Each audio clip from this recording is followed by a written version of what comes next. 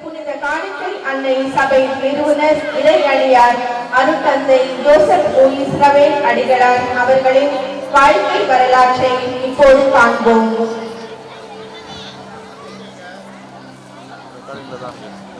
இறையடியார் அருட்தந்தை Joseph Lewis ரவேல் அடிகளார் அவர்கள் 28/12/1848 ஆண்டு இந்திய மண்ணில் காலடி வைத்தார். புதிய மொழி, கலாச்சாரம், பழக்க வழக்கங்கள் ஆகியவற்றை ஆர்வத்தோடு கற்கத் தொடங்கினார். 1850 ஆண்டு மே மாதம் பாலக்காட்டில் செபஸ்தியார் பங்கின் முதல் பங்கு தந்தையாக பொறுப்பேற்றார். அங்கு சென்ற சில நாட்களிலேயே அங்குள்ள மக்களின் வாழ்க்கை முறை, அவர்களின் எதிர்பார்ப்பு அனைத்தையும் அறிந்தார்.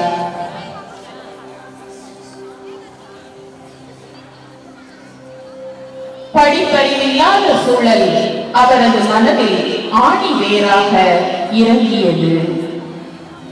திண்ணை பள்ளிக்கூடம் ஒன்றை உருவாக்கி ஆசிரியராக பொறுப்பேற்றார்.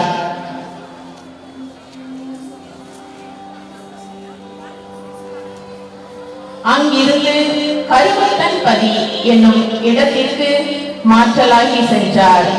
அவ்விடம் தற்போது கருமத்தம்பட்டி என்று அழைக்கப்படுகிறது. ஒரு புறம் ஜாதி பிரச்சனை, தீண்டாமை, பெண் அடிமைத்தனம் போன்ற பல முரண்பாடுகளோடு வாழ்ந்த மக்கள் சமூகத்தை பார்த்து மனம் நொந்தார். மக்களை ஒன்றுபடுத்துவது குறித்து தீவிரமாக சிந்தித்தார். நாட்டில் ஆங்காங்கே நடைபெற்ற ஜாதி கலவரங்களை மிகுந்த கவனமுடன் தீர்த்து வைத்தார். அந்த நாட்களில் ஜெபமாலை அன்னையின் தேர் திருவிழாவை வெகு சிறப்பாக கொண்டாடினார். இந்த நேரத்தில் தேர் திருவிழாவை பார்க்க வந்திருந்த மரிய நல்லூரை சேர்ந்த சபரியம்மாள் என்ற பெண் அங்கு பணிபுரியும் குருக்களின் பணியை பார்த்து தானும் அவர்களைப் போல பணிபுரிய விரும்பினாள். சாமி, சாமி. யாரம்மா நீ? நான் மரியநல்லூர்ல இருந்து வரேன். என் பேரு சபரியம்மா. உனக்கு என்னம்மா வேணும்?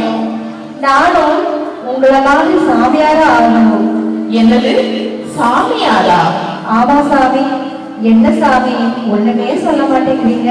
நீ போயிட்டு அப்புறமா வாமா. கடுமையான கலாச்சார பின்புலத்தை தாண்டி ஒரு இளம் பெண் இவ்வளவு துணிச்சலாக வந்து கேட்டதை நினைத்து அவர் அதிர்ந்தார். அடுத்த நாள், சாமி, சாமி. வாமா சபரியம்மா. சாமி, நானும் சாமியார் ஆகணும். நீ சாமியாரெல்லாம் ஆக முடியாது, ஆனா நீ கன்னியாஸ்திரி ஆகலாம். எனக்கு அதெல்லாம் தெரியாது சாமி. ஆனா எனக்கு உங்களை மாதிரி ஆகணும், அவ்வளவுதான். வாமா, நான் உனக்கு கடவுளை பத்தி சொல்றேன்.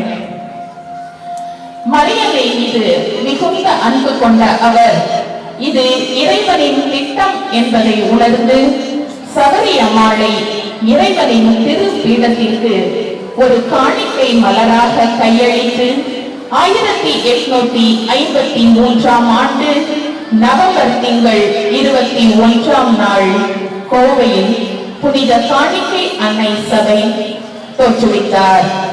அச்சபையின் முதல் அருட்சகோதரியாக சபரியம்மாள் திருநிலைப்படுத்தப்பட்டார். அவர்களை தொடர்ந்து நல்லாயம்மாள், அருளாயம்மாள், சாந்தாயம்மாள் ஆகியோர் சபையில் இணைந்தனர். இவ்வாறு உருவான புனித காணிக்கை அன்னை சபை இன்று 172 ஆண்டுகளை கடந்து நலிந்தோரின் நல் வாழ்வுக்காய் நற்செய்தியின் சாட்சிகளாகிட பணியாற்றி வருகின்றது. பல இடங்களில் தங்கள் இல்லங்களை நிறுவி கல்வி பணி, மருத்துவ பணி, சமூக பணி, நற்செய்தி பணி போன்றவைகளை செய்து வருகின்றனர்.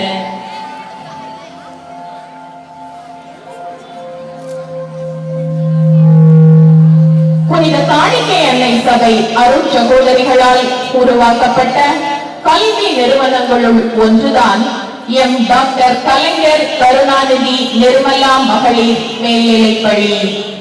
பெண் கல்விக்கு முக்கியத்துவம் கொடுத்து உருவாக்கப்பட்ட இந்த பள்ளி இன்று 50 ஆண்டுகளை கடந்து சீரும் சிறப்புமாக செயலாற்றி வருகின்றது. எம் மாணவியர் பல்வேறு துறைகளில் உயர் பதவிகளில் இருப்பதை கண்டு பெருமகிழ்வு கொள்கிறது. இந்நன்னாளில் எம் சபையை தோற்றுவித்த இறையடியார் அருட்தந்தை ஜோசப் லூயிஸ் ரவேல் அடிகளார் அவர்களை நன்றியுடன் நினைவு கூறுகின்றோம். அந்நிய வேத போதக சபையின் குருகுல திருக்கூட்டத்திலிருந்து வந்த இறையடியார் அருட்தந்தை ஜோசப் லூயிஸ் ரவேல் அவர்களின் பாதையில் ஏற்பட்ட காயங்கள், ஏக்கங்கள், எதிர்பார்ப்புகள், எடுத்து முடித்த பணிகள், ஏற்றுக்கொண்ட சவால்கள் அனைத்தையும் தாண்டி அவரது உழைப்பு இத்தகைய கல்வி நிறுவனங்கள் உருவாக காரணமாக இருந்தது. அவரது கனவு இன்று நனவாகி சமுதாயத்தில் நலிவுற்ற பெண்கள் கல்வி கற்று இன்று பல துறைகளிலும் சாதனை படைத்து வருகின்றனர். இதற்கு பின்புலமாக விளங்கிய இறை அடியார் அருட்தந்தை அவர்கள் ஜனவரி திங்கள் 31ஆம் நாள் இறைவனடி சேர்ந்தார். வானக வீட்டில் வண்ண தோரணமானார். இந்த இனிய நாளில் அவரை நன்றியுடன் நினைவு கூர்ந்து இந்த படைப்பை அவருக்கு சமர்ப்பித்து எங்களது இதய அஞ்சலியை காணிக்கையாக்குகின்றோம்.